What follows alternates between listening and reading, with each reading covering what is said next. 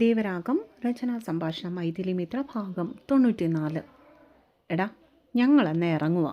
കൊച്ചിനെ നോക്കിക്കോണം കേട്ടോടാ. പത്മാവതി ഉമ്മറത്തേക്ക് ഇറങ്ങുന്നതിനിടയിലും കൊച്ചുമോനെ ഓർമ്മിപ്പിച്ചു.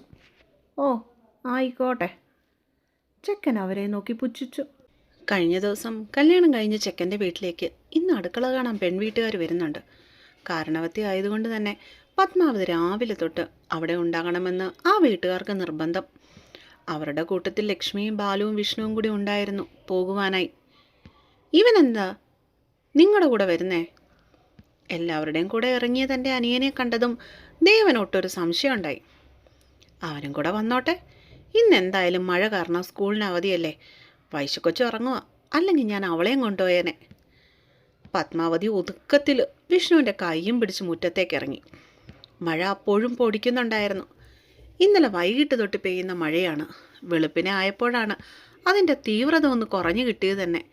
പലയിടത്തും വെള്ളം പൊങ്ങിയെന്നറിഞ്ഞ് അടുത്തുള്ള സ്കൂളുകൾക്കും കോളേജുകൾക്കും ഒക്കെ ഇന്ന് അവധി പ്രഖ്യാപിച്ചിരിക്കുകയാണ്.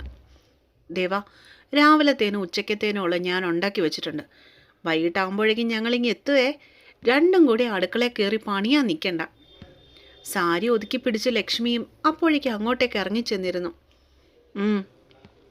ഉമ്മറപ്പടികൾക്ക് മുൻപിലായി ബാല് കൊണ്ടുവന്ന് നിർത്തിയ കാറിലേക്ക് നോക്കിക്കൊണ്ട് മഹാദേവൻ ഒന്ന് മൂളി.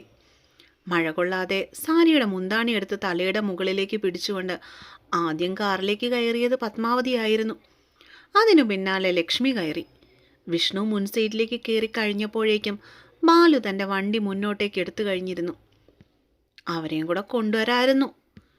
വണ്ടി ഗേറ്റും കടന്ന് വഴിയിലേക്ക് ഇറങ്ങിയതും ലക്ഷ്മി ഒട്ടൊരു സങ്കടത്തോടെ പറഞ്ഞു, എടി, കൊച്ചിനെയും കൂടി കൊണ്ടുപോകാൻ ആർക്കും ആഗ്രഹമില്ലാഞ്ഞിട്ടാണോ? അവർക്ക് ഇച്ചിരി പ്രൈവസി കിട്ടിക്കോട്ടെ എന്ന് ഓർത്തല്ലേ ഞാൻ പിന്നെ നിർബന്ധിക്കാഞ്ഞേ. പത്മാവതി അതും പറഞ്ഞുകൊണ്ട് ഒരാക്കിയ ചിരിയിരിച്ചു. ഈ അമ്മ. അത് കേട്ടതും ലക്ഷ്മി അവരുടെ കൈത്തുടയിൽ പിടിച്ചൊന്ന് ഞെക്കി വിട്ടു. പിന്നല്ലാതെ സാധാരണ കെട്ടുകഴിഞ്ഞ ചെക്കനും പെണ്ണും കൂടി ഹണിമൂണിനൊക്കെ പോകുന്ന പതിവുണ്ട് ഇക്കാലത്ത്. എൻ്റെ കൊച്ചുമോൻ്റെ പിശുക്കത്തരം കാരണം വയസ്സുകൊച്ചിനൊന്നും സ്വപ്നം കാണുവാൻ പോലുള്ള ഭാഗ്യമില്ല മരുമോളെ. അപ്പോൾ ഇങ്ങനെയല്ലേ നമ്മൾ അവർക്ക് ഇത്തിരി പ്രൈവസി കൊടുക്കണ്ടേടി. പത്മാവതി അതും പറഞ്ഞ് പുറത്തേക്ക് നോക്കിയിരുന്നു. പക്ഷേ ഇതെല്ലാം കേട്ടുകൊണ്ട് ഡ്രൈവിംഗ് ചെയ്തുകൊണ്ടിരിക്കുന്ന ബാലുവിൻ്റെ കണ്ണുകൾ റിയർ വ്യൂ മിററിലൂടെ പിന്നിലിരിക്കുന്ന ലക്ഷ്മിയെ നോക്കുന്നതിൻ്റെ തിരക്കിലായിരുന്നു. അതേ സമയം തന്നെയാണ് ലക്ഷ്മി അങ്ങോട്ടേക്ക് നോക്കിയത്. ഇവരുവരുടെയും കണ്ണുകൾ ഒരുപോലെ ഇടഞ്ഞു. പിന്നീട് അതൊരു ചിരിയോടെ തമ്മിലകന്നു. അതേസമയം വീട്ടുകാരെല്ലാവരും പോയെന്ന് കണ്ടതും മഹാദേവൻ മുൻവാതിൽ അടച്ചിട്ട് അകത്തേക്ക് കയറിയിരുന്നു. അവൻ നേരെ തൻ്റെ മുറിയിലേക്ക് നടന്നു. രാത്രി ഒരുപാട് നേരം ഇരുന്ന് സംസാരിച്ചത് കൊണ്ടാവാം വൈശു അപ്പോഴും എണീറ്റിട്ടില്ലായിരുന്നു. ഒരു ബ്ലാങ്കറ്റിനുള്ളിൽ മുഖം മാത്രം പുറത്തേക്ക് കാണുന്ന രീതിയിലാണ് പെണ്ണിൻ്റെ കിടപ്പ് പോലും. അതും ഒരു കുഞ്ഞു കുട്ടിയെപ്പോലെ. കട്ടിലിനരിയിലേക്ക് ചെന്ന് നിന്നുകൊണ്ട് ഒരു നിമിഷം അവളുടെ നിഷ്കളങ്കമായ മുഖത്തേക്ക് നോക്കി നിന്നു മഹാദേവൻ. അവളെ നോക്കിയിരിക്കുന്ന സമയങ്ങളിലെല്ലാം വരുന്ന ഒരു പതിവ് കുഞ്ഞിച്ചിരി അപ്പോഴും അവൻ്റെ ചുണ്ടിലുണ്ടായിരുന്നു എന്നതും മറ്റൊരു സത്യം. മണി 7 ഉണ്ടായിരുന്നുള്ളൂ. സാധാരണ മഴയാണെങ്കിലും വെള്ളമാണെങ്കിലും പറമ്പിൽ പോയി വിളവൊക്കെ നോക്കുന്ന മഹാദേവൻ അന്നെന്തുകൊണ്ടോ പോവാതെ മെല്ലെ വൈശുവിൻ്റെ അരികിലേക്ക് കയറി കിടന്നു. ശേഷം അവൾ പുതച്ചിരിക്കുന്ന ബ്ലാങ്കറ്റിനുള്ളിലേക്ക് നുഴഞ്ഞു കയറി. എന്നിട്ട് ആ പെണ്ണിനെ മെല്ലെ ശ്രദ്ധയോടെ അധികം അനക്കാതെ തൻ്റെ കൈക്കുഴയിലേക്ക് കയറ്റിക്കിടത്തി. ചുണ്ടുകൾ കൂർപ്പിച്ചു പിടിച്ചുകൊണ്ട് തൻ്റെ നെഞ്ചോരം മുഖം ചേർത്ത് വെച്ച് കിടക്കുന്ന വൈശുവിൻ്റെ മുഖത്തേക്ക് നോക്കി കിടന്നവൻ്റെ ഉള്ളിൽ തലേ രാത്രി അവൾ പറഞ്ഞ ഓരോ വാക്കുകളും റീല് പോലെ തെറിഞ്ഞു വന്നു. സാറിന് ഈഗോ ആണ്, സാറിന് സ്നേഹമില്ല, സാറ് പിശുക്കനാ. അതൊക്കെ ഓർമ്മയിൽ വന്നതും മഹാദേവൻ സ്വയം അറിയാതെ തന്നെ ഉച്ചത്തിൽ ചിരിച്ചുപോയി. പിന്നീട് സ്വബോധം വന്നപ്പോഴാണ് വൈശാഖി ഉണരുമല്ലോ എന്ന് പേടിച്ച് പൊടുന്നനെ ചുണ്ടുകൾ കൂട്ടിപ്പിടിച്ച് ചിരിയെ നിയന്ത്രിച്ചത്. നീ ആള് കൊള്ളാലോടി പെങ്കൊച്ചേ. പേടിച്ച് നിൽക്കാൻ മാത്രമല്ല, വാശി കാട്ടാനും പിണങ്ങാനും ഒക്കെ നിനക്കും അറിയാം അല്ലേടി. അവളുടെ വെളുത്ത് നീണ്ട ഭംഗിയുള്ള മൂക്കിൻ തുമ്പിൽ തൻ്റെ മൂക്കിൻ്റെ അറ്റം കൊണ്ട് കളിയായി ഒന്ന് ഉരസി വിട്ട് ചെക്കൻ. പൊടുന്നനെയാണ് അത് സംഭവിച്ചത്. ഇടയ്ക്കെപ്പോഴോ ചുവന്ന പനിനീർദളങ്ങൾ പോലുള്ള പതുപതുത്ത ചുണ്ടിന് മുകളിലൂടെ മഹാദേവൻ്റെ ചൊടികളൊന്ന് മുട്ടിയുരുമ്മി കടന്നുപോയി. ജീവിതത്തിൽ അറിയാതെയെങ്കിലും ആദ്യമായി സംഭവിച്ച ഒന്നായതുകൊണ്ടാവാം ഷോക്കടിക്കുന്ന പോലെ ഒരവസ്ഥ അവനിൽ പൊടുന്നനെ ഉണ്ടായത്. ഒരു നിമിഷം അവൻ സ്വയം മറന്നു.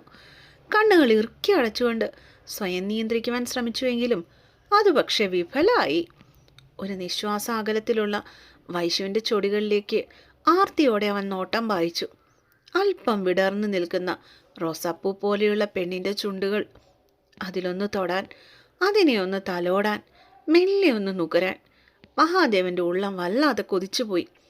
അവൻ്റെ കണ്ണുകളിൽ പൊടുന്നനെ അവളോടുള്ള അടങ്ങാത്ത പ്രണയം നിറഞ്ഞു.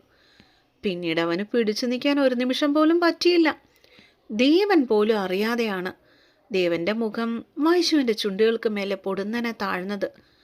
പക്ഷേ അവളുടെ കീഴ്ചുണ്ടൊന്ന് നുടഞ്ഞു വീണുവാനായി ദേവൻ തുനിഞ്ഞതും വൈശാഖി കണ്ണുകൾ തീർന്നതും ഒരുപോലെ ആയിരുന്നു. അവൾ ഉണർന്നെന്നുള്ള തോന്നൽ വന്നതും ഒരു ഞെട്ടലോടെ അവൻ മുഖം പൊടുന്നനെ തിരിച്ചെടുത്ത് കളഞ്ഞു.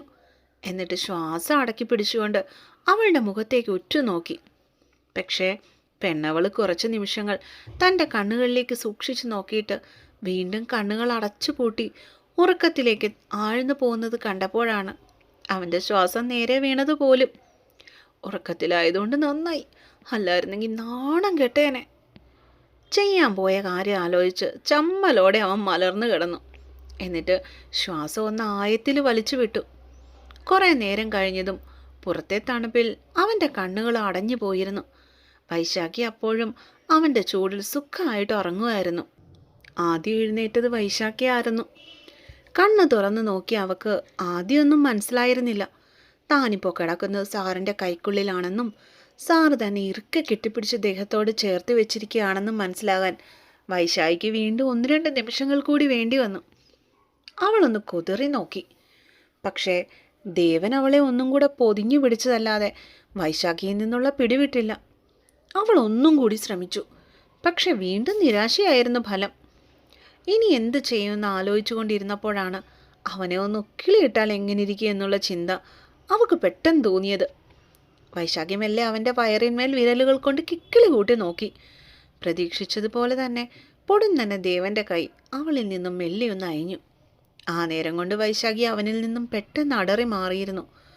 കണ്ണുകൾ ചിമ്മി തുറക്കാൻ ശ്രമിച്ചവൻ തണുപ്പ് കാരണമാവാം അതിന് പിന്നീട് ശ്രമിക്കാതെ ബ്ലാങ്കറ്റിനുള്ളിലേക്ക് ഒന്നും കൂടി നുഴഞ്ഞു കയറി കിടന്നത്. വൈശാഖിക്ക് സമാധാനമായി. അവൾ മെല്ലെ ബെഡിൽ നിന്നും തറയിലേക്ക് ഇറങ്ങി. എന്നിട്ട് നേരെ ബാത്റൂമിലേക്ക് കയറി. മഴയും തണുപ്പും സഹിക്കാൻ വയ്യാത്തതുകൊണ്ട് അപ്പോൾ കുളിക്കാൻ നിന്നില്ല പെണ്ണ്. പ്രഭാതകൃത്യങ്ങൾ വേഗം തന്നെ കഴിച്ചിട്ട് കൈവെള്ള തമ്മിൽ തിരുമ്മി ചൂട് പിടിപ്പിച്ചുകൊണ്ട് അവൾ ബാത്റൂമിൽ നിന്നും മുറിയിലേക്ക് ധൃതിയിലിറങ്ങി.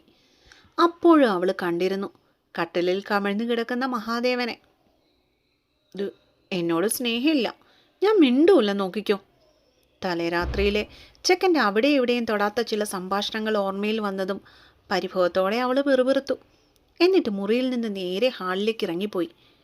എല്ലാവരും ഇത്ര പെട്ടെന്ന് പോയോ? അകത്തു നിന്നും അടച്ചു പൂട്ടിക്കിടക്കുന്ന മുൻവാതിൽ കണ്ടതും അവൾക്ക് പെട്ടെന്ന് സംശയം തോന്നി. അടുക്കള കാണാനായി ഇന്ന് കല്യാണച്ചക്കൻ്റെ വീട്ടിലേക്ക് പോകണമെന്നുള്ള കാര്യം തലേ ദിവസം തന്നെ പത്മാവതി പറഞ്ഞത് വൈശാഖിക്ക് അറിയാമെന്നത് കൊണ്ട് തന്നെ അധികം ആലോചിച്ച് അവൾക്ക് തലപുണ്ണാക്കേണ്ടി വന്നില്ല. വല്ലാത്ത വിശപ്പ് തോന്നിയതുകൊണ്ട് വൈശു നേരെ അടുക്കളയിലേക്കാണ് നടന്നത്. രാവിലത്തെ പ്രാതലും ഉച്ചയ്ക്കത്തെ ഊണും എല്ലാം അവിടെ റെഡി ആയിട്ടിരിക്കുന്ന കണ്ടതും അവൾക്ക് പറഞ്ഞറിയിക്കാൻ പറ്റാത്തത്ര സന്തോഷം തോന്നി. മനസ്സിലൊരായിരം വട്ടം ലക്ഷ്മി അമ്മയോട് അവൾ നന്ദിയും പറഞ്ഞു. ഫോൺ കേടാണ്, അല്ലെങ്കിൽ അവരെ ഒന്ന് വിളിച്ച് അന്വേഷിക്കായിരുന്നു. അങ്ങനെ മനസ്സിൽ ചിന്തിച്ചുകൊണ്ടാണ് ഒരു പാത്രത്തിൽ 2-3 ദോശയും അതിന് മുകളിലായി ചമ്മന്തി അവൾ വിളമ്പിയത്. എന്നിട്ട് നേരെ ഡൈനിങ് റൂമിലെ ചെയറിൽ പോയിരുന്നുകൊണ്ട് പാത്രത്തിലുള്ളത് പതിയെ കഴിക്കാൻ തുടങ്ങി. അവസാനം വറ്റും വാരി വായിലിട്ട് കഴിച്ചിട്ട് അവിടെ നിന്ന് എഴുന്നേക്കാൻ തുടങ്ങിയപ്പോഴാണ് ഹാളിൽ നിന്നും അങ്ങോട്ടേക്ക് വരുന്ന മഹാദേവനെ അവൾ കണ്ടത്. അവനെ അപ്പോൾ അവിടെ കണ്ടതും പെണ്ണൊന്നു പരിങ്ങി. എന്നിട്ട് അടുക്കളയിലേക്ക് ഒരൊറ്റ ഓട്ടം വെച്ചു കൊടുത്തു. ഈശ്വരാ, വിശദമ്മ എടുത്ത് കഴിച്ചതാ. ഭർത്താവ് കഴിക്കാതെ ഭാര്യ കഴിച്ചതിനി വല്ലതും പറയുമോ ആവോ? വൈശുവിൻ്റെ ഉള്ളിൽ അങ്ങനെ ഒരു ചിന്ത ഉണ്ടായി. കാരണം ലക്ഷ്മി അമ്മ ബാലു വീട്ടിലുള്ളപ്പോഴെല്ലാം ബാലുവിന് കൊടുത്ത ശേഷമാണ് സാധാരണ കഴിക്കാറുള്ളത്. എങ്കിലും അവളത് ഒട്ടും പുറത്തേക്ക് കാട്ടാൻ കോട്ടാക്കിയില്ല. തലേരാത്രിയിലെ സൗന്ദര്യപ്പിണക്കം അങ്ങനെ തന്നെ തുടരണമെന്ന് മനസ്സിനെ പറഞ്ഞു പഠിപ്പിച്ചതുകൊണ്ട് കഴിച്ച പാത്രം എടുത്ത് കഴുകാനായി തുടങ്ങി. പക്ഷെ അവളെ അത്ഭുതപ്പെടുത്തിക്കൊണ്ട് മഹാദേവൻ ഒരു പ്ലേറ്റിൽ ഭക്ഷണം വിളമ്പിയെടുത്ത് ഡൈനിങ് റൂമിൽ ചെന്നിരുന്ന് കഴിക്കുവാനായി തുടങ്ങിയിരുന്നു. പാത്രം കഴുകിക്കഴിഞ്ഞ വൈശാഖി പിന്നീട് ഒരു നിമിഷം പോലും അവിടെ തുടർന്നില്ല. അവനെ ഒന്ന് ശ്രദ്ധിക്കുക പോലും ചെയ്യാതെ നേരെ മഹാദേവൻ്റെ മുറിയിലേക്ക് ഒരൊറ്റ പാച്ചിൽ വെച്ചു കൊടുത്തു. അപ്പോഴും പുറത്ത് മഴ തകൃതിയായി പെയ്യുന്നുണ്ടായിരുന്നു, അതും തുള്ളിക്കൊരുകുടം കണക്കെന്ന നിലയിൽ. മണി 11 കഴിഞ്ഞെന്ന് പറഞ്ഞിട്ടും കാര്യമില്ല, പുറത്തിപ്പോഴും ഇരുണ്ടിട്ടാണ് കിടക്കുന്നത്.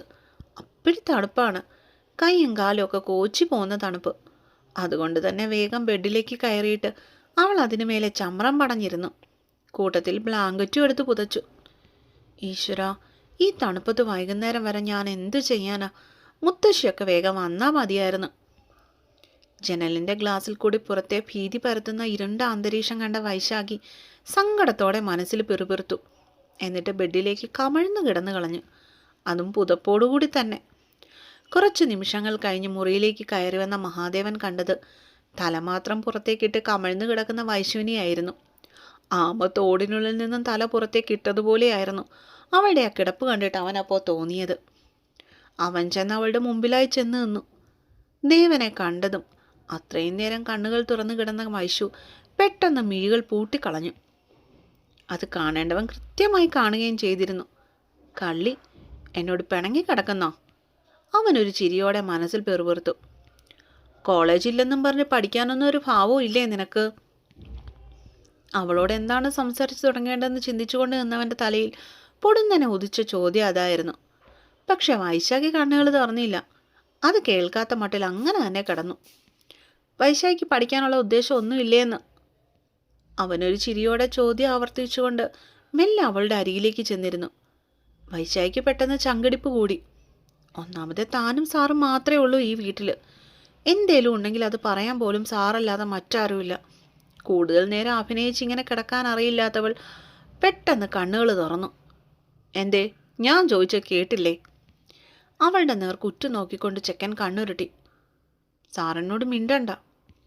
ഉള്ളിലുള്ള പരിഭവം അതേപോലെ തന്നെ അവൾ പ്രകടിപ്പിച്ചു. എന്തുകൊണ്ട്?